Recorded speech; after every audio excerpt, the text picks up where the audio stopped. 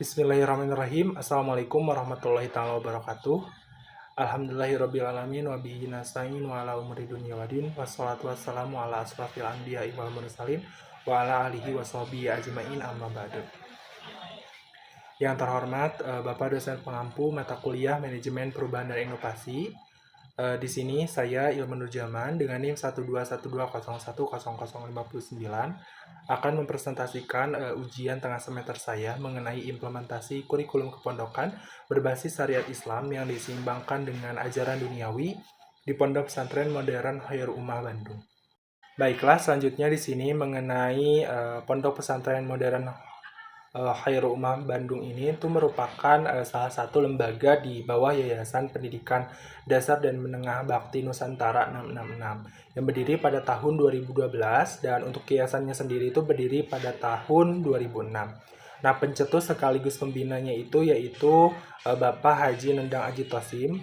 Nah, awal mula berdirinya itu saat Bapak Nandang ini tuh pergi haji, kemudian beliau itu di sana berbincang dengan beberapa kenalan dalam rombongannya.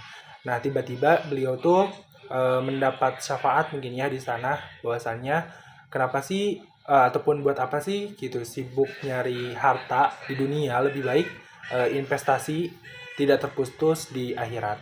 Nah, akhirnya beliau itu pulang gitu ya ke Indonesia dan merencanakan untuk membuat pondok pesantren.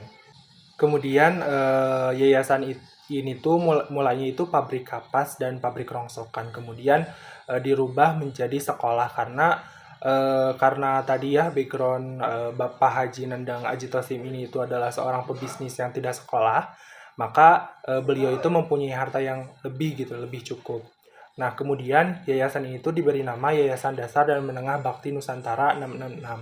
Nah, sebelumnya 666 ini itu adalah nomor hotel waktu beliau merumuskan sekolah ini gitu ya, ataupun merumuskan pondok pesantren ini. Nah, kemudian ketua yayasan ini akhirnya membangun pesantren ini untuk menampung anak-anak asuh beliau.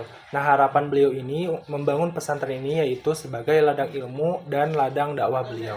Nah, ketika pesantren ini berdiri, beberapa anak asuhnya itu dibiarkan untuk tidak membayar dikarenakan yatim dan yatim piatu.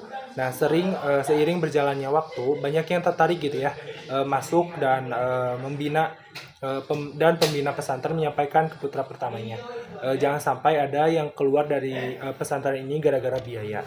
Nah, hampir setengah penghuni santri di sini itu gratis biayanya karena mereka yatim piatu dan pesantren ini tuh sudah cukup dikenal dengan program tahfidz gitu ya. Maka banyak gitu yang datang dari luar kota, bahkan ada yang dari Palembang dan Sukabumi.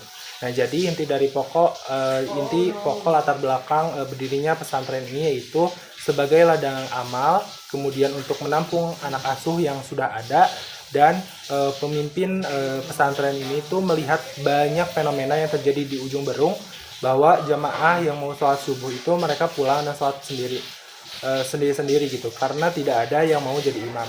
Nah, akhirnya beliau buat pesantren ini dengan target yang pertama itu tahfidz karena akan menjadi modal untuk mereka menjadi imam.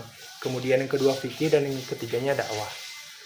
Nah, untuk visi dari Pondok Pesantren Modern Khairul Ummah Bandung ini yaitu mewujudkan umat terbaik melalui pendidikan Islam yang mampu mencetak dai dan hafiz.